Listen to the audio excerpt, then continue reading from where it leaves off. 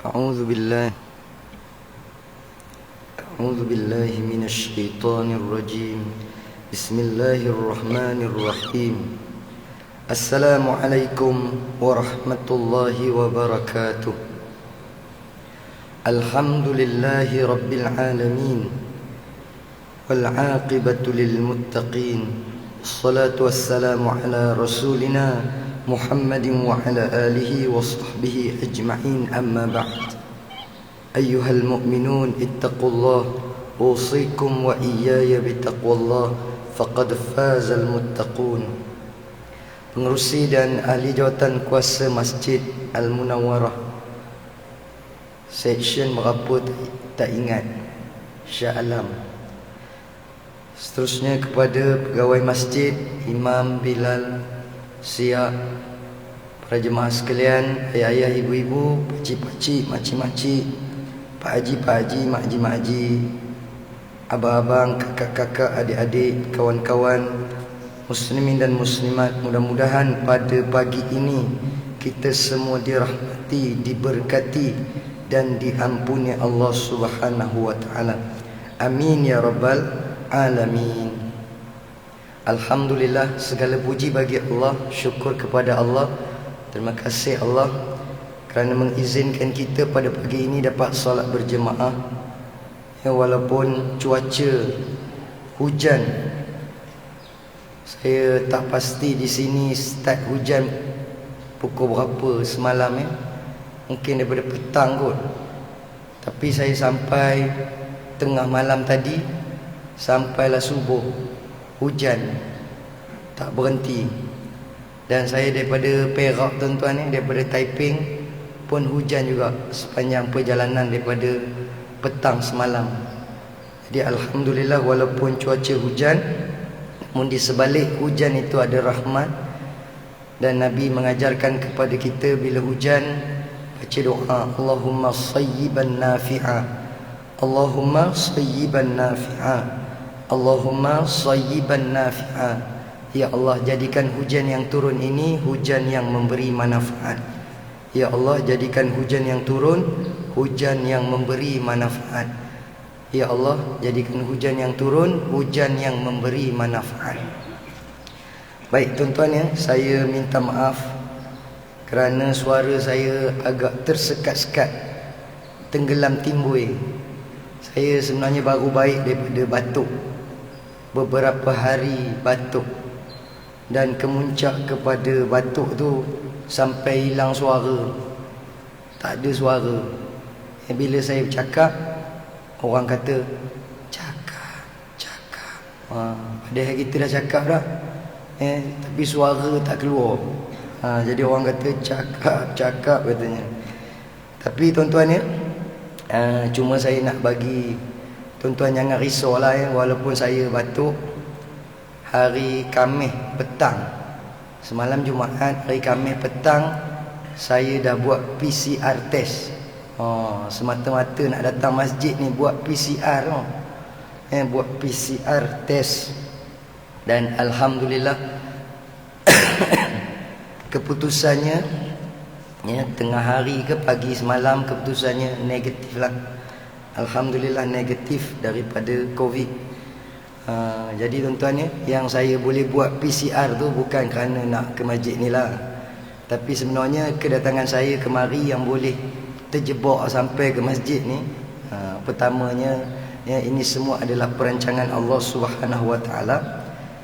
Tapi yang keduanya kerana saya datang ke negeri Selangor ni pasal nak pergi KLIA tengah hari ni, nak pergi mengerjakan umrah. Saya pergi dulu semalam, kemudian pagi ni rombongan satu bas daripada Seri Iskandar. Saya dibawa jemaah seramai 49 orang, campur saya lebih kurang 50 orang yang untuk mengerjakan umrah. Jadi di antara prosedur ataupun SOP yang ditetapkan sekarang ni untuk mengerjakan umrah ialah 72 jam sebelum kita sampai ke negara berkenaan. Kita nak pergi buat umrah ni Arab Saudi lah ya, bukan buat di Vietnam kan. Tapi nak pergi negara lain pun, tak silap saya sama juga. Apabila nak keluar negara je kena buat PCR test. Jadi semua jemaah umrah pada petang Khamis baru ni kami buat PCR, dan alhamdulillah kesemua jemaah negatif. Namun ada beberapa grup jemaah yang sebelum ni biasanya adalah sangkut seorang dua sangkut yang positif. Walaupun sebelum beberapa hari nak berangkat tu pihak syarikat dah pesan lah, buat kuarantinkan diri di rumah, jangan pergi ke mana-mana, jangan jumpa orang, jangan bercampur dengan orang, untuk mengelakkan supaya dijangkiti, supaya tidak dijangkiti. Tapi apakan daya tuan-tuan, kadang-kadang tak ada gejala apa pun, bila pergi buat PCR tengok positif. Dan sekarang ni kita tak boleh nak tuduh siapa-siapa, tak boleh nak kata siapa-siapa. Sebab saya dengar satu ceramah berkenaan dengan kesihatan ni, boleh dikatakan kita semua ni dah ada virus tu. Semua orang ada, cuma aktif dengan tak aktif je. Bila Allah kata kun aktif, maka dia pun aktif lah, positif lah kita. Sekarang ni ada pula varian baru pula, namanya Omicron. Katanya lagi bahaya. Dulu masa keluar varian yang sebelum ni, Lambda lah apalah nama variannya, bahaya juga. Setiap kali keluar je varian, semua kata bahaya. Yang baru ni pun bahaya juga. Dulu kalau kita bersentuh baru dijangkit, sekarang ni melintih menjangkit. Tak tahulah nak cerita tuan-tuan ni betapa dahsyatnya yang kata Covid ni tak selesai-selesai lagi. Walaupun kita tengok suasana di Mekah dan di Madinah, di Masjidil Haram dan di Masjid Nabawi dah boleh solat rapat-rapat macam biasalah. Tetapi di tempat kita ni setakat ini belum lagi dibenarkan. Dan salah satu sebabnya, kadang-kadang kita ni biasalah suka nak mengamuk aja kerjanya, kan? Kenapa sana boleh, sini tak boleh? Di sana tu tuan-tuan, siapa nak masuk Masjidil Haram, nak masuk Masjid Nabawi, semua kena buat PCR, kan? Maknanya yang masuk tu semuanya dah confirm negatif, barulah boleh solat berjemaah rapat-rapat. Cuma setakat ni di tempat kita ni belum lagi. Memang ramai lah yang mengamuk. Kita tengok ramai yang kata bila nak solat rapat-rapat. Sebab apabila kita solat jarak-jarak ni, Nabi kata itu memberi ruang kepada syaitan. Itu kalau kita jarak sikit aja, 1 inci je. Sebab itu dalam ibadah solat ni kita kena rapat, kena bahu dengan bahu, bersentuh. Tapi bila kita 1 inci je terbuka, memberi ruang kepada syaitan. Sekarang ni bukan 1 inci, 1 meter. Bukan kata setan, bapak setan pun dah masuk dah. Dan kata Syekh Nuruddin bukan kata bapak setan, satu keturunan setan dah ada dah, punya banyaknya kan. Tapi kita nak buat macam mana tuan-tuan, kita sebagai rakyat ni menerima arahan, selagi mana pihak berkuasa, pihak pemerintah kita mungkin ada alasan dan sebab-sebab yang tertentu. Baik, jadi tuan-tuan dirahmati Allah Subhanahu wa taala, sajalah kuliah subuh hari ni berkongsi pengalaman ajalah nak pergi ke Mekah dan Madinah ni mengerjakan umrah. Jadi perasaan rindu kita nak pergi ke Mekah dan ke Madinah ni dah bertahan selama 2 tahun. Dah lama kita taram bila nak boleh lepas ni, bila nak boleh pergi ni. Jadi sekarang ni mulai daripada bulan 11 hari tu, alhamdulillah kerajaan Arab Saudi dah membenarkan untuk jemaah daripada Malaysia mengerjakan umrah. Masa tu tak banyak negara lagi, hanya beberapa buah negara sahaja. Berita baru-baru ni dalam 2 minggu ni, dalam bulan 12 ni lah maknanya, jemaah daripada Indonesia, jemaah daripada Pakistan dan beberapa buah negara lagi sudah dibenarkan. Jadi jangkaannya dalam bulan 12, bulan 1 dan yang ke depan ni, jemaahnya semakin lama semakin ramai, semakin lama semakin ramai.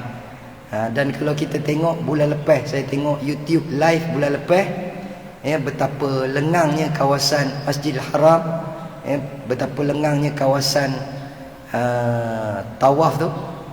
di sekeliling Kaabah tu, dia ada buat beberapa sekatan.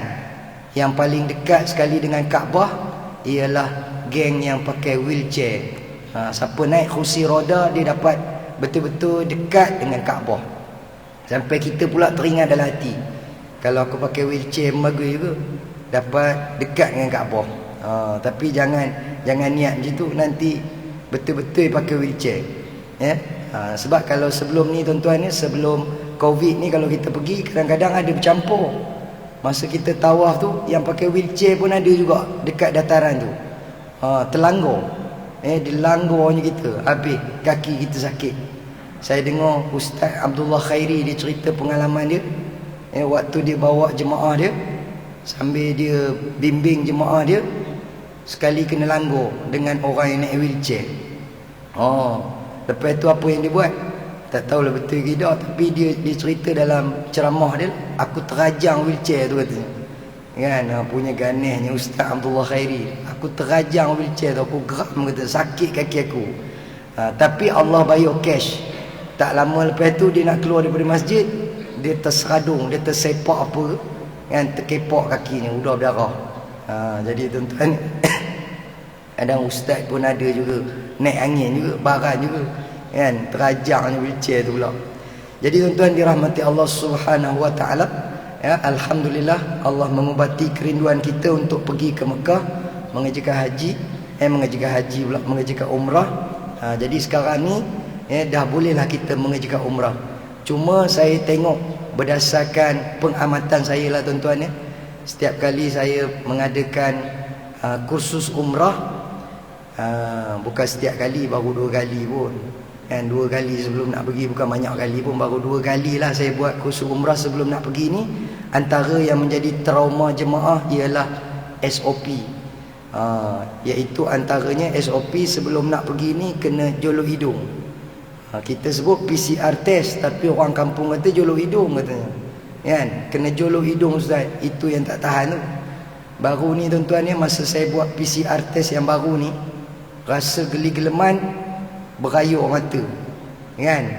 Dia punya alat yang digunakan tu, ya Allah, betul-betul kalau kita teringat tu rasa macam tak nak lagi dah.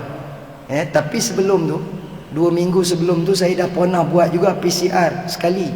Pasal masa tu anak saya didapati positif. Lepas tu kami anak beranak pun kena buat lah kan. Jadi bila buat dekat hospital Asia Columbia, mungkin gamaknya hospital mahir, gamaknya hospital swasta, dia punya bayarnya pun 290. Lepas tu tambah pula RM10 jadi 300. Dia kata keahlian kan, tak pasal-pasal kan, tambah pula lagi RM10, 300. Tapi masa doktor tu jolok dalam hidung, tak rasa apa-apa. Mungkin gamak pasal mahir kot, dia punya alat dia canggih, sedar-sedar udah katanya kan, tak rasa apa-apa. Tapi bila baru ni saya pergi klinik murah sikit, 190 kan, murah sikit, murah 100, dia jolok tu, ya Allah kan, rasa nak kiamat rasanya kan. Jadi mungkin gamaknya bila murah, alat dia pun tak berapa nak canggih. Tu yang rasa geli-geleman, rasa nak menangis jadi rupanya harga tu pun berbeza disebabkan alat tu lah gamaknya. Baik, jadi tuan-tuan dirahmati Allah sekalian, dah lah sebelum nak pergi kena jolok hidung. Nanti bila dah sampai sana tuan-tuan sebelum nak balik ke Malaysia, 3 hari sebelum nak balik, 72 jam pun kena jolok hidung lagi. Jolok lagi. Lepas tu kalau tak silap saya, sampai dekat KLIA nanti pun jolok lagi. Banyak kali kena jolok hidung kita tuan-tuan makin luas, makin besar lah lubang hidung kan. Tapi sebenarnya tak ada kena-mengena pun.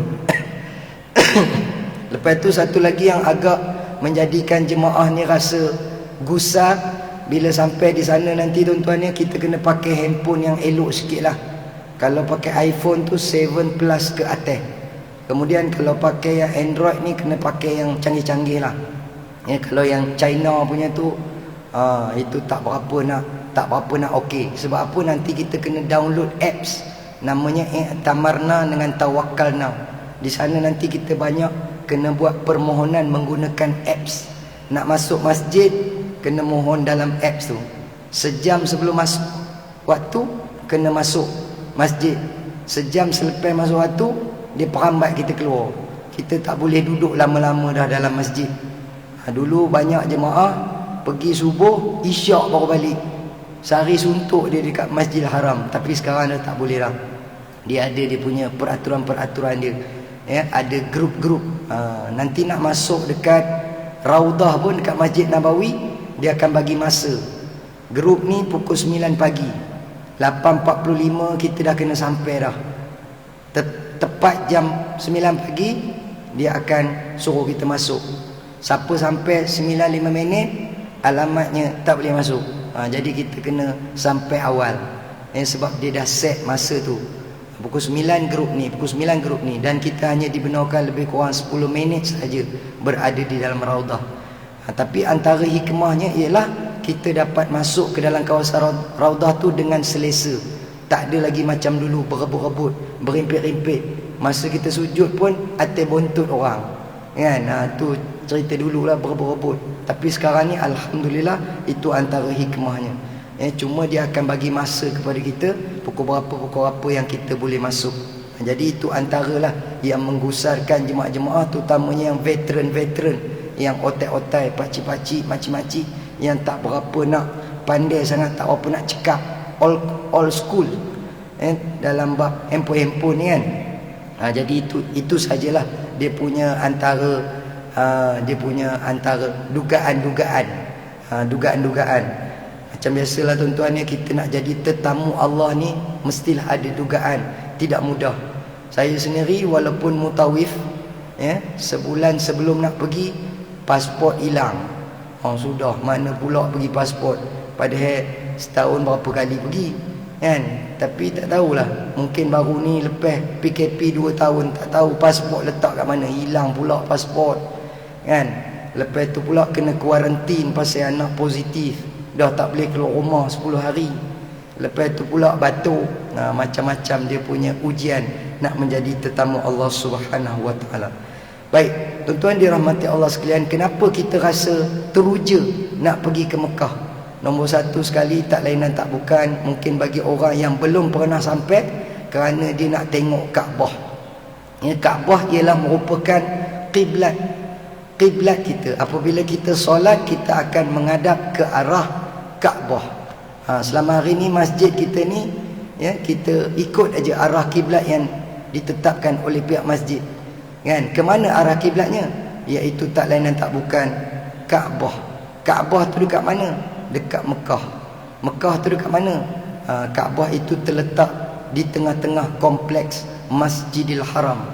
Jadi itu yang membuatkan kita teruja, excited nak pergi ke Mekah, kerana kita nak tengok depan mata kepala kita sendiri yang namanya Kaabah.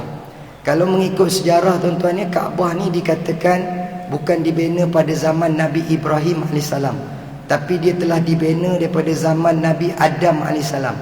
Maknanya sejak daripada mula-mula bumi ni ada, Kaabah tu dah ada dah. Dia adalah binaan yang pertama dibina kan. Tapi ceritanya macam mana wallahu alam, saya pun tak berapa nak pasti.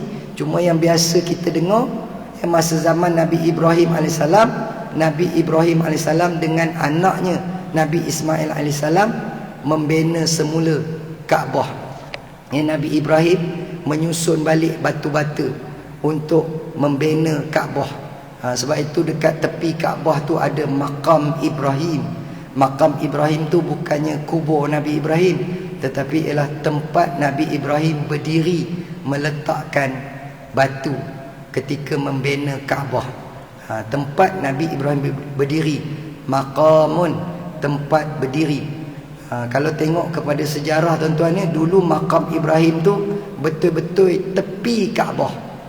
Sebab kalau ikut logiknya betul lah, kalau kita nak susun bata tu mestilah berdiri tepi bangunan tu. Tapi pasal apa makam tu sekarang ni jarak daripada Kaabah macam pelik pula kan. Panjang benar Nabi Ibrahim ni nak meletakkan batu tu kalau kita fikir kan. Tetapi kalau kita baca dalam buku sejarah, dikatakan oleh kerana dulu dia dekat tepi Kaabah, jadi menghalang jemaah untuk melakukan tawaf. Jadi dia jarakkan sikit. Jarakkan sikit. Itu pun kalau kita pergi tuan-tuan ya, kalau kita ni Jakun, Perak kan, orang dah pesan lah masa kita buat tawaf nanti fokus, jangan melilo ya. Kita punya tawaf tu nanti takut lari ya, takut lari. Sebab kita nanti bila tawaf kena mengirikan Kaabah. Tapi pasal kita Jakun, Perak, sampai dekat situ nanti kita pusing kan. Lepas tu kita berhenti pula tengok-tengok apa ke dalam, ambil gambar pula, selfie pula lagi, buat video pula lagi. Itu kalau selepas dah habis tawaf tu tak apa. Tapi ni ceritanya takut ya berlaku macam itulah pasal kita pertama kali, first time Jakun, Perak kan. Jadi tuan-tuan jadi ceritanya itulah, Kaabah ni adalah bangunan yang tertua di dunia. Sejak daripada zaman Nabi Ibrahim AS lagi ada. Cumanya tuan-tuan ni kalau kita tengok kepada sejarah di zaman Nabi Muhammad SAW, apabila Nabi menerima perintah solat, mula-mula kiblat kita bukan Kaabah. Kiblat kita ni ialah Baitul Maqdis ataupun Masjidil Aqsa. Lebih kurang kita menghadap ke arah Masjidil Aqsa ataupun Baitul Maqdis selama setahun lebih ataupun lebih kurang 18 bulan. Jadi kiblat kita yang pertama, kalau orang tanya, kiblat yang pertama ialah Masjidil Aqsa ataupun Baitul Maqdis. Kemudian barulah kita diperintahkan supaya mengarahkan kiblat kita kepada Masjidil Haram. Fawalli wajhaka syatral Masjidil Haram. Maka hendaklah palingkan ya, fawalli wajhaka syatral Masjidil Haram, ke arah Masjidil Haram. Itu yang kalau dekat Madinah tu kalau dekat apa ni, dekat Mekah ke dekat Madinah ke yang ada masjid qiblatain, masjid dua qiblat. Allah menurunkan wahyu kepada Nabi ya, ketika itu tengah solat ya, solat Zuhur ke solat Asar ke saya lupa dah ya. Ketika solat Zuhur kalau tak silap ya, Allah turunkan wahyu supaya mengalihkan kiblat ke arah Masjidil Haram ataupun ke arah Kaabah. Baik, jadi tuan-tuan dirahmati Allah sekalian, itu poin yang pertama. Kita kuliah subuh ni sampai 7.20 boleh? Lagi 10 minit ke 7.30? Ke nak berhenti awal lagi? Kita ambil masa sikit tuan-tuan ya. Saya pun kalau tak silap dah 2 tahun ke 3 tahun. Dulu saya pernah datang masjid ni kuliah subuh juga. Mereka bagi saya kuliah subuh je, okey lah tu kan. Tapi 3 tahun lepas kot. Jadi dah halang-halang sampai ni, setelah beberapa tahun tak datang, bagilah masa sikit lagi 10 ke 15 minit lagi. Jadi tuan-tuan dirahmati Allah sekalian, selain daripada kita teringin nak pergi ke Mekah ni kerana nak tengok Kaabah, kita juga nak tengok Masjidil Haram, yang dikatakan masjid yang tertua di dunia, masjid yang mula-mula dibina di dunia. Sebab itu tuan-tuan ya, kadang-kadang adalah waktu saya ceramah di sekolah lah, bila tanya masjid yang pertama dibina, masjid apa? Masjid yang pertama dibina di dunia apa? Biasanya ada yang jawab Masjid Quba. Masjid yang pertama Masjid Quba. Sebab masa dalam peristiwa hijrah, Nabi sebelum sampai di Madinah, Nabi berhenti di satu tempat, iaitu di Quba. Nabi bina masjid. Itu masjid pertama Nabi bina ketika hijrah. Itu bukan masjid yang pertama dibina di dunia. Itu masjid yang pertama Nabi bina ketika Nabi hijrah ke Madinah. Maknanya sebelum sampai di Madinah dah masuk dah Madinah, tapi baru sampai sempadan. Belum betul-betul sampai di Yathrib. Nabi sampai di Quba, Nabi bina masjid, namanya Masjid Quba. Itu masjid yang pertama dibina ketika hijrah. Tapi masjid yang pertama dibina di dunia ialah Masjidil Haram. Masjidil Haram ni tuan-tuan dirahmati Allah sekalian, masjid yang pertama dibina di dunia. Jadi dia adalah masjid yang tertua di dunia. Cuma kalau kita pergi sekarang ni lah, kita tengok mana dia punya, orang kata, binaan yang menunjukkan dia ni masjid yang tertua kan. Tak ada pun, nampak semua nampak baru aja, nampak canggih aja. Setiap kali kita pergi tuan-tuan ni, sentiasa ada construction Sentiasa ada, kita kata apa dia, pengubah suaian. Sentiasa nampak canggih, nampak hebat, nampak baru, nampak terkini, kan? Tak ada nampak bangunan yang lama. Saya pun tak pasti dia punya binaan ataupun bangunan yang betul-betul yang lama, yang daripada zaman dulu, wallahu alam yang mana satu. Tapi sebab setiap kali kita pergi tu, kita tengok sentiasa berubah-ubah. Dia akan tukar, buat lain, buat lain, buat lain. Sentiasa nampak macam baru. Kadang-kadang macam kita pergi ke kampung-kampung, masjid yang berusia 100 tahun. Kita tengok masjid tu dibina daripada kayu. Ni betul ni 100 tahun ni, dia punya ukiran-ukiran dia kan. Tapi kalau kita tengok Masjidil Haram ni, kita macam tak nampak itu masjid lama. Kita nampak itu macam masjid yang terbaru lah. Tapi dia adalah masjid yang tertua di dunia, nombor 1 masjid yang dibina. Masjid nombor 2 dibina di dunia, siapa tahu masjid apa? Masjid nombor 2 dibina di dunia, masjid apa? Kalau ikut ranking, nombor 1 Masjidil Haram, nombor 2 Masjid Nabawi, nombor 3 Masjidil Aqsa. Tapi kalau ikut dari segi pembinaan, nombor 1 Masjidil Haram, nombor 2 Masjidil Aqsa. Masjid Aqsa ni ialah masjid yang kedua dibina di dunia. Kalau kita tengok dalam buku sejarah, 40 tahun dibina Masjid Aqsa selepas Masjidil Haram. Masjid Aqsa dibina 40 tahun selepas dibina Masjidil Haram. Jadi dari segi pembinaan, Masjid Aqsa nombor 2. Tapi dari segi ranking, Masjid Aqsa nombor 3. Macam mana dia kira dari segi ranking ni tuan-tuan ya? Dalam dunia ni masjid yang paling mulia, nombor 1 sekali Masjidil Haram. Kadang-kadang saya ceramah di sekolah dengan budak-budak, dia pun kata Masjid Putrajaya katanya. Kan, Masjid Putra lah, masjid besi lah. Biasalah budak-budak kan. Tapi kalau saya tanya kepada bapak budak dengan mak budak, kalau jawab apa itu, kena pulih telinga. Kan? Masjid yang nombor 1 sekali dalam dunia ni yang paling suci ialah Masjidil Haram. Kenapa? Antara sebabnya ialah Nabi menyebutkan beribadah di Masjidil Haram. Selain daripada dia masjid yang pertama, selain daripada dia lah masjid yang paling mulia lah kedudukannya, antara yang menyebabkan dia jadi mulia ialah Nabi menyebutkan secara spesifik Masjidil Haram ni, siapa-siapa beribadah maka dia akan mendapat ganjaran pahala 100,000 kali ganda. Ada pun masjid-masjid yang lain tuan-tuan, macam masjid kita ni lah, Masjid Al-Munawwarah. Kita tahu beribadah di masjid ni besar ganjaran pahalanya, berbanding kita solat di rumah.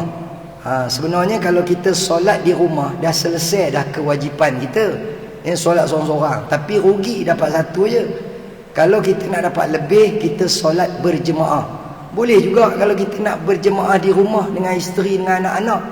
Tapi rugi juga, pasal berjemaah di masjid lagi besar dia punya ganjaran pahala dia.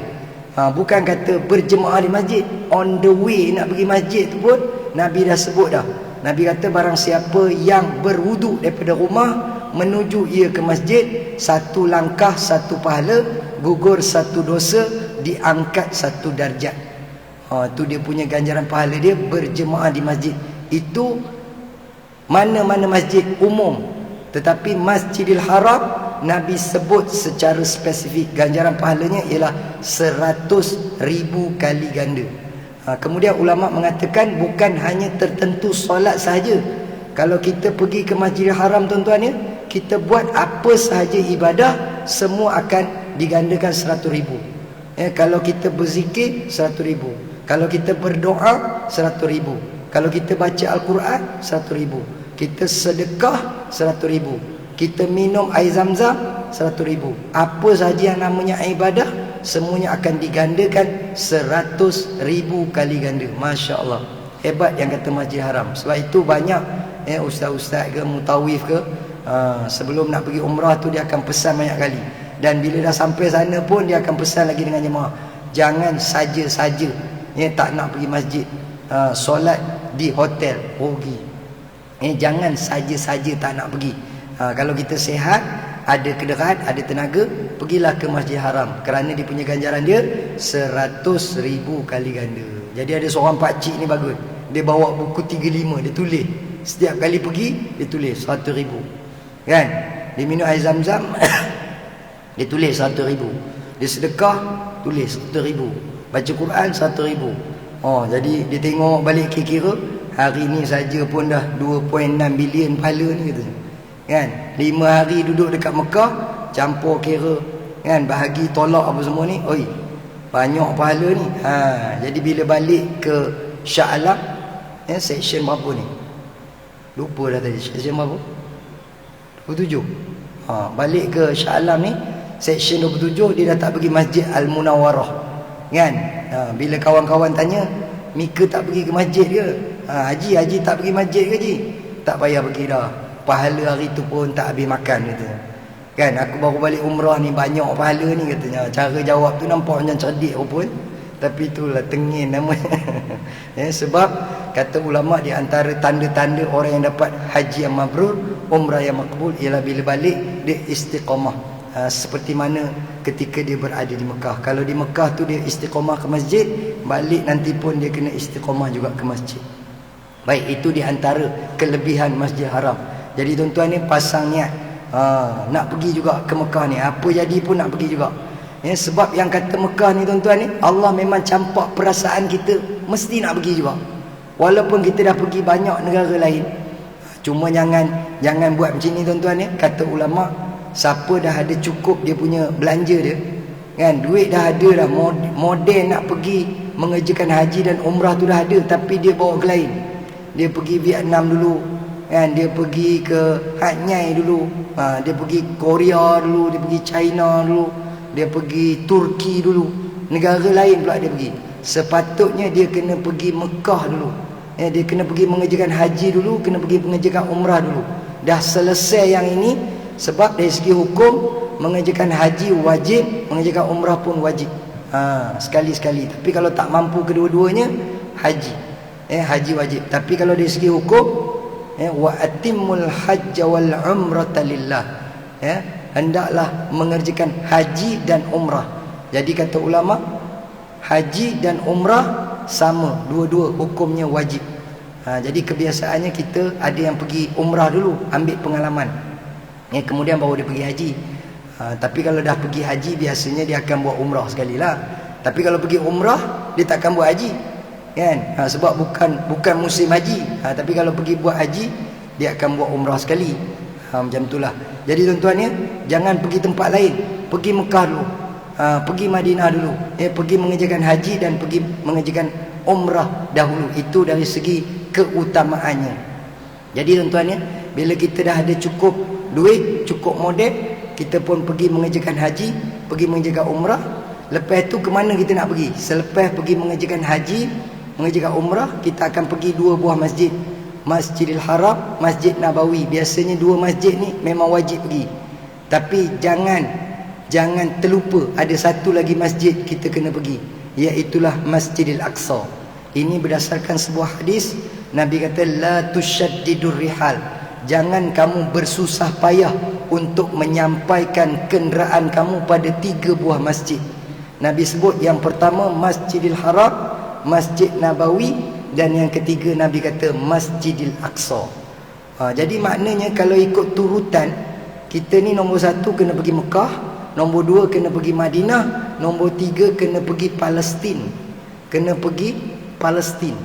Kalau ikut turutan lah. Lepas itu barulah kita pergi tempat lain. Sepatutnya begitu. Ustaz, Mekah okey, tak apa. Madinah pun okey. Masjid Haram saya dah pergi, Masjid Nabawi dah pergi. Tapi Masjid Aqsa tak nak pergi, tak nak katanya. Nak buat apa cari nak pergi sana orang kena tembak dengan tentera Israel tu, apa tak dapat katanya. Apa tak dapat. Takkan tak dapat apa-apa kot. Pergi Masjidil Aqsa tu. Jadi tuan-tuan ni kalau nak cerita mati ni tak payah pergi Palestin. Dekat Shah Alam pun boleh mati. Kan? Lagi teruk kalau kita mati tercekik mati lemah, mati accident. Daripada mati tadi kerana menziarahi Masjid Al-Aqsa, kalau katalah kena tembak sekalipun mati syahid dah, kan. Tapi kita di sini belum tentu lagi, kan. Jadi tuan-tuan dirahmati Allah sekalian, nak ceritanya tadi yang kata Mekah dan Madinah ni, dan juga termasuklah Masjid Al-Aqsa, tapi terutama sekali Masjidil Haram. Masjidil Haram di Mekah, Allah menyebutkan dalam Al-Quran, kita ni akan rasa teringin nak pergi. Tak kira lah apa cara pun, hati tu mesti teringin nak pergi. Sebab itu tuan-tuan ni, kalau kita tengok, ada orang yang pergi ke Mekah dulu naik kapal laut.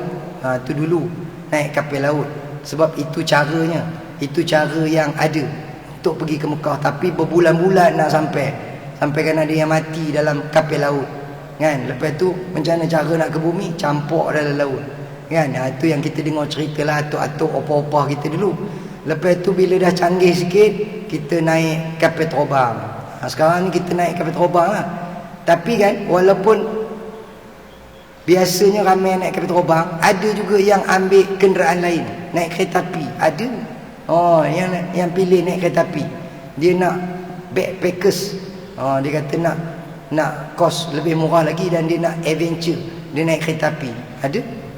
Kemudian ada juga yang kita dengar naik kereta pun ada juga, kan. Kita dengar naik kereta tu pun kita rasa pelik lah. Ada lagi pelik, naik motor pun ada juga orang Malaysia, yang pergi ke Mekah naik motor. Kita dengar naik motor tu kita rasa pelik lah, berapa bulan nak sampai ni. Rupanya ada lagi pelik, naik basikal. Kan, yang tuan-tuan pun mungkin dah tahu dah ceritanya yang viral tu, ustazah naik basikal dengan suami dia. Suami dia engineer, engineer ke arkitek ke apa ke, dia punya jawatan, dia tak tahu, orang Shah Alam ke apa, kan. Dia pergi ke Mekah naik basikal, setahun baru sampai. Ada. Dan kita rasa naik basikal tu pelik lah. Rupanya tuan-tuan ni, dalam sejarah dunia ni ada lagi pelik, orang pergi Mekah jalan kaki. Ada. Kan kita pernah dengar cerita Uwais Al-Qarni, cerita Uwais Al-Qarni, yang mana Nabi sebut kepada Sayyidina Umar dan Sayyidina Ali, nanti ada satu jemaah daripada Yaman, dia datang ke Mekah untuk mengerjakan haji. Nanti cari dia, jumpa dia, minta doa daripada dia, doa dia makbul, kan. Jadi Sayyidina Umar dengan Sayyidina Ali pun tunggu mana dia orangnya. Bila sampai-sampai tengok orangnya pun tak handsome, dah hitam. Lepas tu sopak pula, berbelak-belak pula, berpano-pano dia punya badan dia. Yang kata Uwais Uwais Al-Qarni, dia datang ke Mekah mengerjakan haji jalan kaki. Itu tak dahsyat lagi. Lagi dahsyat daripada itu tuan-tuan ni, dah lah dia berjalan kaki, dia gendong mak dia pula, dia pikul mak dia jalan kaki daripada Yaman ke Mekah. Pasal dia orang yang sangat miskin, kemudian semua orang suka mengejek-ngejek dia, sebab dia sopak. Lepas tu orang menganggap dia ni gila. Pasal apa gila? Sebab dia pikul lembu daripada bawah naik ke atas bukit, daripada atas bukit turun ke bawah. Itulah kerja dia selama setahun, lebih kurang lah setahun. Dia pikul lembu, daripada lembu tu, anak lembu, sampai dah jadi bapak lembu, kan. Sampai lembu tu dah besar, dia pikul. Tapi walaupun daripada anak lembu sampai dah jadi bapak lembu, dia boleh pikul lembu tu walaupun dah jadi bapak lembu. Oleh kerana dia dah train, selama setahun pikul lembu, badan dia jadi kuat. Orang kampung semua kata dia gila, pikul lembu, turun naik bukit. Rupa-rupanya dia train, dia melakukan latihan, training, kerana dia nak gendong mak dia nanti daripada Yaman ke Mekah. Jadi sebab itu tuan-tuan ni, dia gendong mak dia tu steady je. Sebab lembu pun dia boleh pikul, apatah lagi mak dia lagi ringan, kan. Orang kampung mengatakan dia gila. Tapi nak ceritanya, dia ini tak famous di kalangan penduduk di bumi tapi dia glamour di kalangan penduduk langit. Allah Ta'ala mengenalinya, para malaikat semua mengenalinya, walaupun dia tak handsome, walaupun dia ada sopak, kan. Dan doanya sangat makbul. Jadi tuan-tuan dirahmati Allah sekalian, cepat betul masa berlalu. Dah 7.30 dah, sikit lagi boleh, sikit lagi. masjid. Oh, cerita masjid tadi, Masjidil Haram. Kemudian apa lagi nak cerita? Oh, udahlah tu, cukuplah, dah 7.30 dah. Nak ceritanya tuan-tuan ni, yang kata Mekah ni memang tempat yang kita rindu nak pergilah kan. Dan banyak sangat kelebihan Mekah. Sebenarnya apa yang saya cerita ni merujuk kepada sebuah kitab ni tuan-tuan ni, yang baru dikeluarkan oleh Telaga Biru. Yang menulis kitab ni pun Dr. Wahyu Hidayat ni, kawan saya waktu sama-sama belajar di Tahfiz dulu. Tajuknya 40 Hadis Kemuliaan Kota Mekah. Saya baca sikit dia punya tajuk-tajuk dia tuan-tuan ya. Kota Mekah ni antara gelarannya ialah Al-Haram. Tu yang kita panggil tanah haram, tanah haram. Haram tu maknanya ya, kota yang dihormati. Itu maksud haram. Dan juga maksud haram ialah kota yang diharamkan, maknanya kota yang ada pantang larang. Bukan boleh sembarangan kita buat ya. Di Mekah dia ada dia punya pantang larang dia. Apa dia antara pantang larangnya? Tajuk dia larangan membawa senjata. Nak masuk Mekah tak boleh bawa senjata. Sebab apa? Bila kita bawa senjata, kita ada niat. Biasanya kalau bawa pisau, bawa gerambit ke, bawa apa ke lagi, alat-alat senjata yang ada dekat Malaysia ni kan, kita bawa ke sana, apa tujuannya? Sebagai langkah berjaga-jaga ustaz. Teman ni orang parit katanya kan, orang parit ni memang dah diajar kan, kita tak ngocah orang, tapi kalau orang ngocah kita belasah dia katanya kan, kita smack down dia. Itu pun tak boleh tuan-tuan ya. Maknanya kita masuk ke Mekah jangan risau. Nabi telah memberi jaminan Mekah ialah tempat yang paling aman di dunia dan tidak akan berlaku mana-mana serangan ke atas kota Mekah sampai hari kiamat. Ini ada disebutkan dalam hadis. Nabi kata tidak akan ada pihak yang boleh menyerang kota Mekah. Dan di Mekah ni tidak boleh berlaku sebarang peperangan. Ini telah dijamin ya, oleh Nabi kita Muhammad sallallahu alaihi wasallam. Kali terakhir pasukan tentera yang nak menyerang Mekah ini ialah pada tahun kelahiran Nabi, iaitu tentera bergajah. Itu pun ketika dia dah dekat nak sampai ke Mekah, baru sampai di sempadan, Allah telah menggagalkan ya, perancangan jahat tentera bergajah untuk meruntuhkan Kaabah. Allah tak izinkan, dan Allah hanya menghantar tenteranya yang kecil je, iaitu tayran ababil, burung layang-layang yang berbondong-bondong. Macam kita selalu terjemah burung ababil, sebenarnya dalam Al-Quran sebut tayran ababil, burung yang berbondong-bondong. Bukan burung ababil ya, burungnya burung layang-layang, burung kecil-kecil aja Allah hantar kan, yang membawa batu daripada neraka, melemparkan batu-batu kepada tentera bergajah, semua mati. Faja'alahum ka'asfin ma'kul. Baik, kemudian apa lagi? Bumi Mekah ni bumi yang disayangi oleh Nabi. Nabi lahir di Mekah. Kemudian lagi apa dia? Larangan melakukan maksiat di Mekah. Pergi nak buat umrah tapi dia nak buat maksiat pula. Sebab itu tuan-tuan ada pantang larang, 3 belah pantang larang dia. Kita nak buat umrah ni ada 3 belah. Antaranya tak boleh menebang, mengepak, mematahkan tumbuh-tumbuhan, memburu tak boleh. Suami isteri tak boleh. Padahal kita halal suami isteri, tapi masa dalam ihram tu kita tak boleh nak bersama suami isteri. Kalau kita bersama juga kena dam seekor unta. Udahlah, unta mahal pula tu, 15,000. Naik Pak Karim kan. Ada yang kata ustaz tak boleh tahan ustaz, sampai-sampai sini tengok minah Arab lawa sangat katanya. Pasal bila dalam ihram tak boleh tutup muka.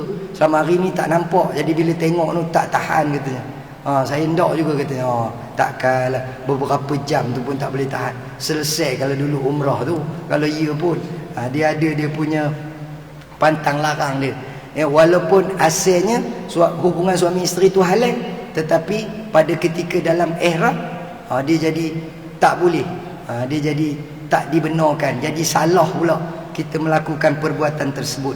Malah tuan-tuan ni dalam hadis juga menceritakan, kalau orang yang ada niat nak bunuh orang, dia pergi ke Mekah, dia niat nak bunuh orang, sama-sama dalam grup jemaah dia tu, dia taram, dia kata aku sampai Mekah aku nak tikam dia ni.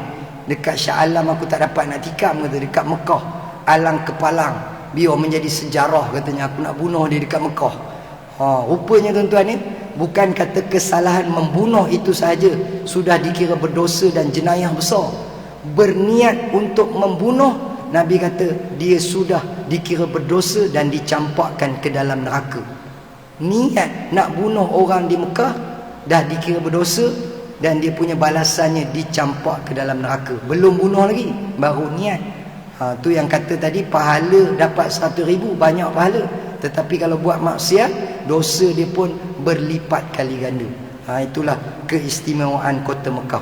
Jadi saya rasa sekadar itu sajalah. Minta ampun, minta maaf tuan-tuan dirahmati Allah sekalian. Saya juga minta tuan-tuan doakan saya dan juga jemaah saya untuk mengerjakan umrah dipermudahkan urusan dan akhirnya diterimalah ibadah kami, diterimalah umrah kami, mendapat umrah yang makbul, umrah yang diterima oleh Allah Subhanahu wa taala.